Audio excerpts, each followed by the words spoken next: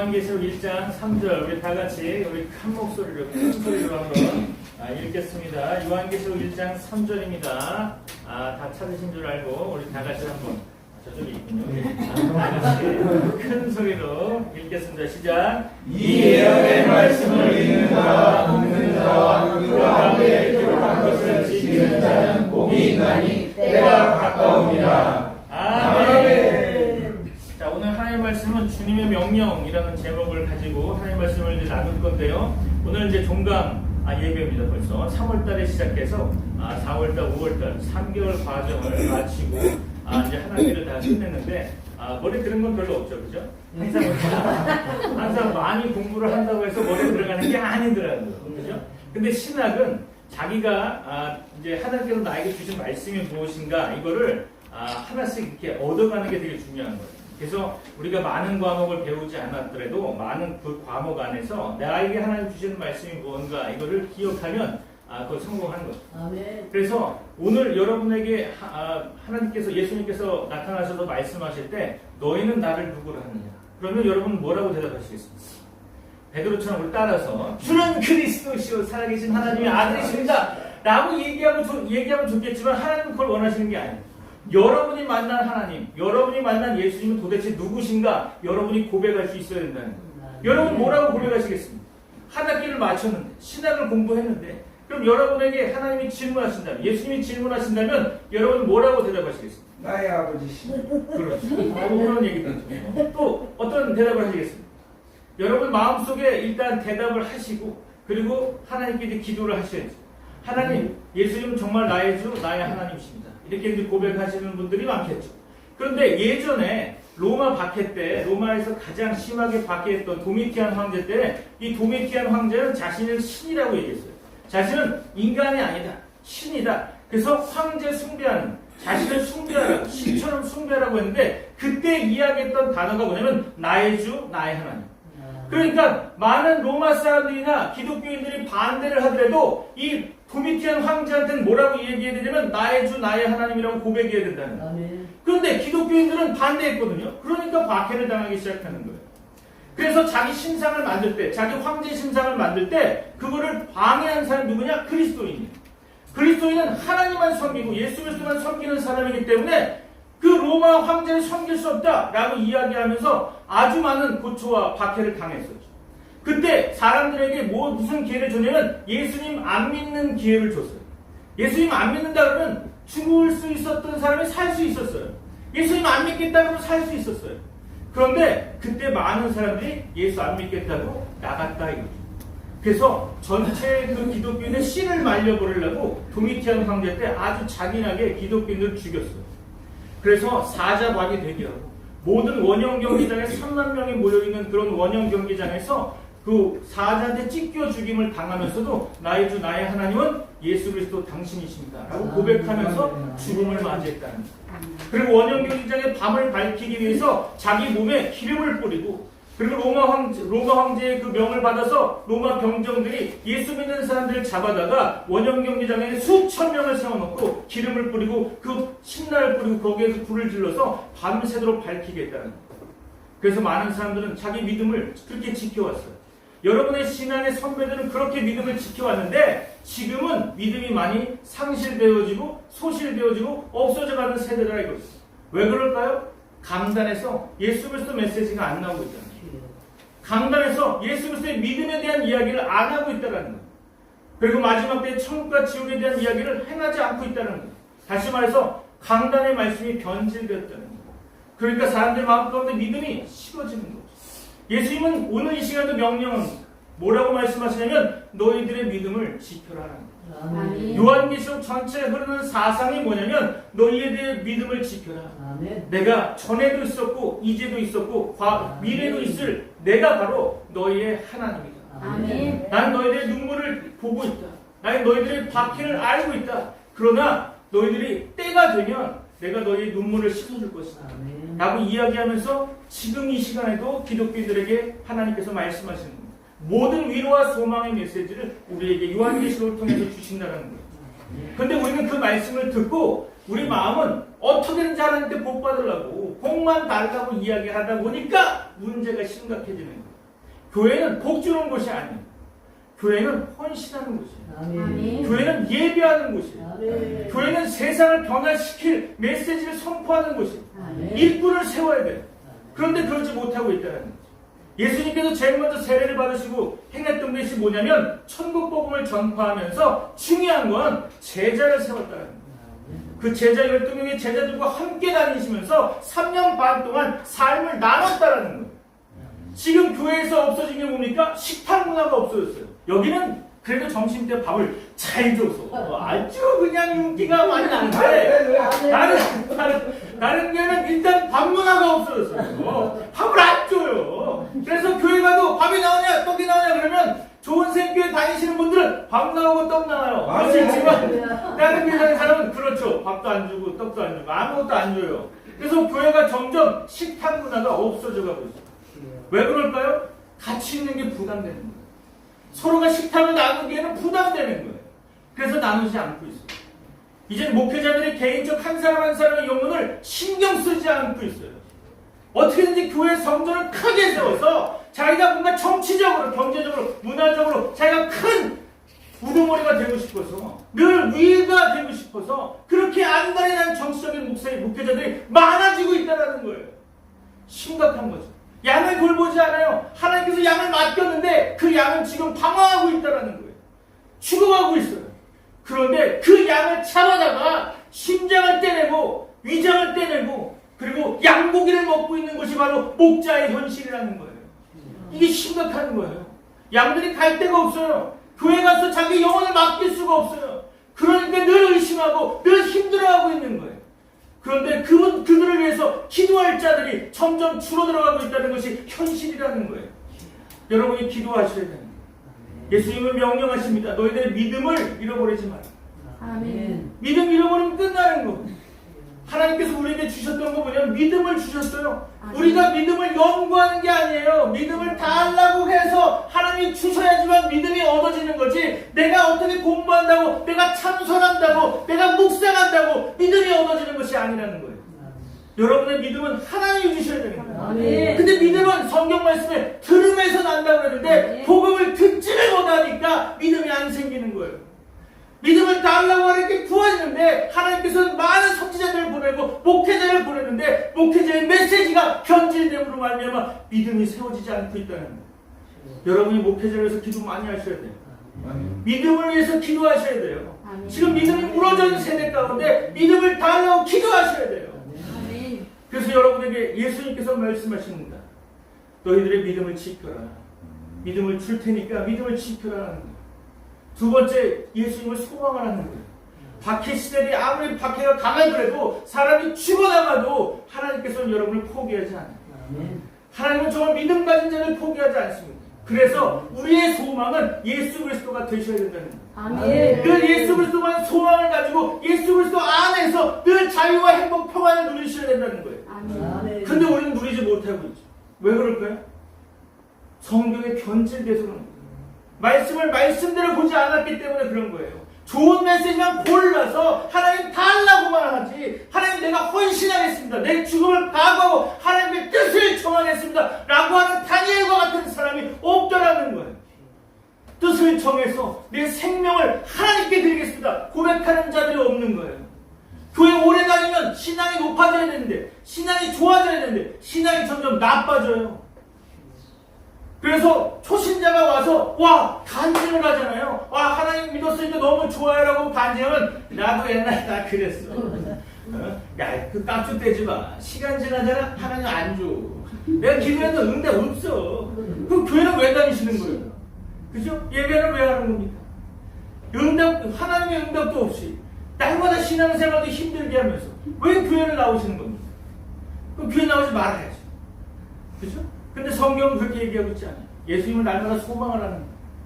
예수님을 소망하는 가운데 하나님께서 믿음도 주시고 행복을 주시는 거예요. 성경에 오늘 말씀 가운데 읽는 자, 듣는 자, 지키는 자의 하나님의 복이 있다고 했어요. 말씀을 읽어야 되는데 안 읽어요. 읽을 시간이 없대요. 돈 벌 시간은 있어도 읽을 시간이 없어요. 성경.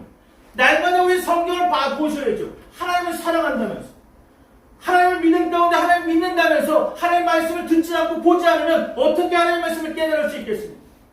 날마다 하나님의 말씀을 깨닫는 여러분에게 소망합니다. 아멘. 하나님 여러분에게 믿음을 주셨잖아요. 그리고 예수님을 소망하라고 했잖아요. 그리고 주변의 이웃을 사랑하라고 말씀하셨어요. 아멘. 이웃 사랑이 없어지는 시대예요. 이제 교회마저도 예전 교회와 달라요. 예전엔 개척교회 조그만 교회 가도 정말로 어려운 사람이 가면 막 돕고 그랬어요. 요즘에는 다 문장 가나요. 그래서 교회 두들겨도 안 나와요. 그래서 어떤 노숙자가 저한테 그러는 거예요. 교회 혹시 예수님 믿으십니까? 교회 다니십니까? 이렇게 물어보면 노숙자가 그런 얘기 하는 거예요. 나는 교회 죽어도 안 간다. 왜냐면 교회는 문이 다 잠겨있다. 절간은 문이 잠겨있지 않는데 왜 교회는 문 잠겨있냐는 거예요. 그래서 자기는 교회를 가고 싶은데 어쩔 수 없이 절간을 간다는 거예요. 절간은 늘 문이 열려있으니. 근데 교회는 맨날 문 잠겨있다는 거예요. 그것도 번호키. 이건 미치는 거예요. 번호 모르면 못 들어가는 거예요. 같은 교회도 번호 모르면 못 들어가요. 이런 심각한 교회 현실이잖아요.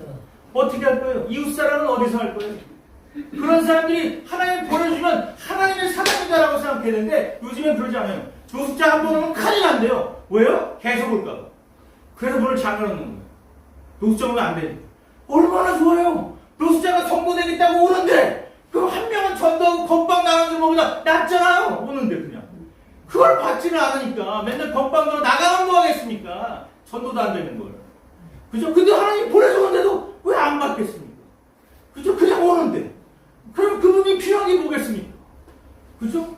저한테 항상 예전에 제가 개척할 때 희한한 건 하나님 사람을 보내주십시오. 제가 20년 전에 딱 개척을 했어요. 시골에서.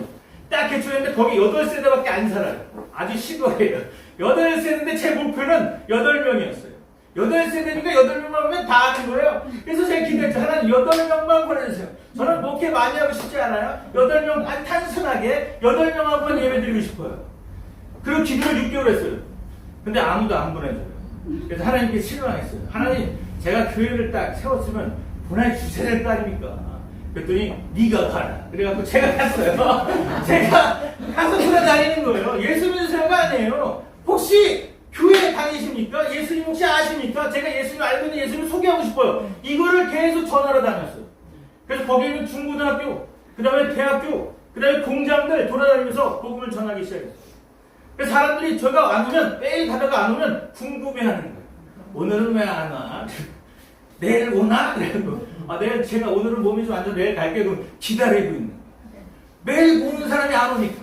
그래서 복음을 듣고 있다가 좋아하고 교회가 어디야? 예, 저기 개척했어요. 그래? 그리고 오겠다. 그리고 안 오는 거죠.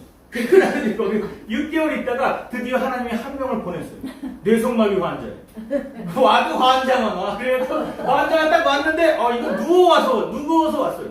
그러니까 누워서 왔으니까 걸어가면 참 좋을 텐데. 그래서 제가 기도를 했는데 저만 있는 게 아니에요. 그때 전도사님 2분이 더 계셨어요. 그 2분이 신유의 은사를 당했어요.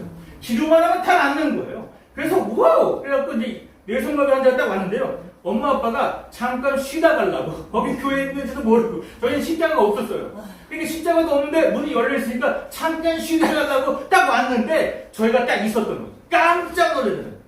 여기가 뭐예요? 교회예요. 그러니까 도망갈까봐 교회란 얘기도 안 하고 여기는 그냥 복음 전하는 곳이고요. 쉼터예요. 그랬더니 그냥 쉬다 가세요. 그렇게 얘기했죠. 그리고 나서 기도하기 시작했어요. 2분의 전도사님이 기도를 했는데 분명히 누워있던 뇌성마비가 38년 동안 누워있던 뇌성마비가 일어나서 나갔어요. 할렐루야. 근데 그럼 저는 깜짝 놀랐어요. 하나님이 그렇게 대단하신 분인지 몰랐는데 엄청 대단하신 분이더라고요. 그래서 벌떡 일어나갔는데 그분이 불교인이에요. 백일기도에서 낳은 아들이에요. 38년 동안 얘가 누워만 있었어요. 장가가려고 하면 나이가 되는데도 장가도 못 가고 돈벌이도 못하고 그래서 얘를 버리려고 했던 생각을 했대요. 근데 언제까지 보느냐? 제가 절간 다니는데 절간에는 중이 아니라 거기 이제 중이 아니라 이게 있잖아요. 석가 앞에 약속을 했대요. 40세까지 안 나면 버린다. 38세잖아요. 제가 그랬어요. 성경에도 38년 병든 자가 있는데 예수님 만나서 낫는데 이게 성경적이다. 그리고 생각하고 기도하고 있는데 이분이 나갔어요. 일어났어요. 그러니까 벌떡 일어나더니 그분이 깜짝 놀란 게 엄마 아빠가 야 교회가 낫다. 자기는 절간은 그렇게 오래 다녀도 얘를 못 치료했는데 교회가 낫다. 그게 자기도 예수 믿겠다고. 어떻게 하면 예수 믿을 수 있습니까? 그래서 잘됐다 싶어. 제가 도와드릴 수 있어요. 예수님을 영접하시면 됩니다. 그래갖고 영접을 기도를 했어요. 막 펑펑 울었어. 그러고 나서 자기 자녀들, 친척들 데려오는데 18명을 데려오는 거예요. 와, 대가족이 대가족. 와우. 그래서 너무 좋았고 딱 왔는데 그 다음부터 예배가 살아나는 거예요. 너무 좋았어. 그러면서 갑자기 모든 역사들이 막 치유의 역사들이 일어나니까 사람들이 많이 오기 시작했어요. 문제는 치유는 대단한 게 아니에요. 당연한 거지.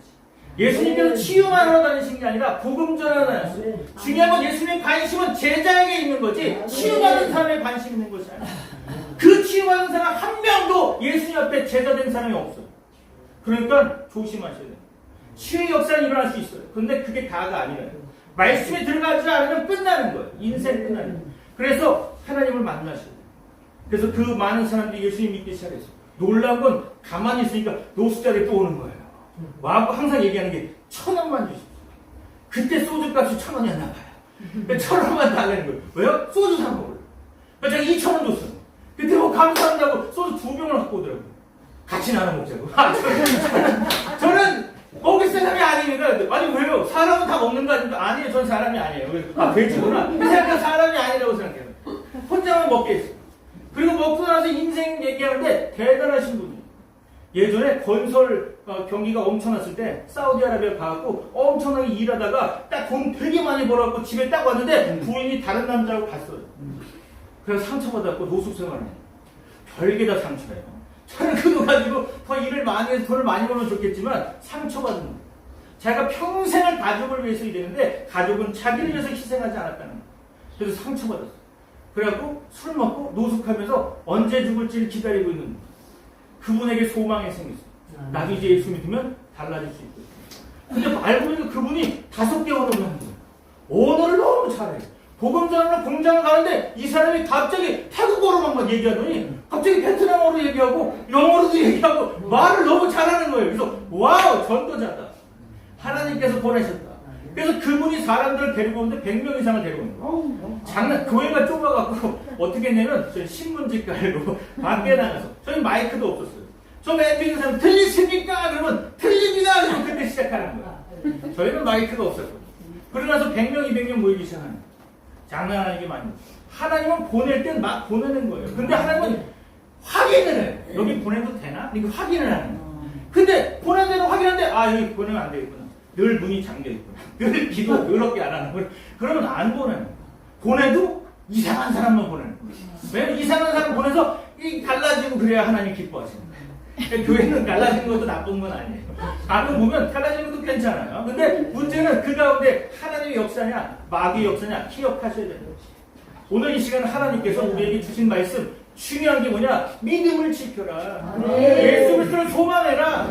이웃을 사랑해라. 이렇게 하나님이 명령하셨어요. 이 명령의 말씀을 듣고 계시록을 본다면 계시록의 메시지 가운데 하나님 우리에게 주신 말씀이 무언가를 여러분이 발견하실 거예요. 여러분은 말씀을 통해서 발견하셔야겠죠. 하나님 오늘 시간 우리에게 주신 말씀이 무엇인가 발견한 여러분 되셔야 되는 거예요. 오늘 하나님께서 오늘 여러분과 함께 하십니다. 절대로 여러분을 포기하지 않으십니다. 여러분의 눈물을 닦아주실 분입니다. 오늘 이 시대에 믿음이 없어지는 시대에 말씀이 변질되어져 가는 시대에 말씀을 붙잡기 위해서 말씀을 연구하기 위해서 사관학교로 왔는데 사관학교 성도들이 보니까 별 볼 일 없다. 이건 하나님이 누구한테 소망을 갖겠습니까? 하나님 여러분에게 엄청난 소망을 갖고 있는데 여러분의 기대를 갖고 있는데 여러분은 도대체 어떻게 하나님 앞에 헌신하시겠습니까? 여러분의 헌신이 필요합니다. 오늘 이 시간에 여러분과 함께하는 그 하나님을 여러분 만나시고 한 주간 동안 또한 영원토록 승리하는 여러분에게 소망합니다.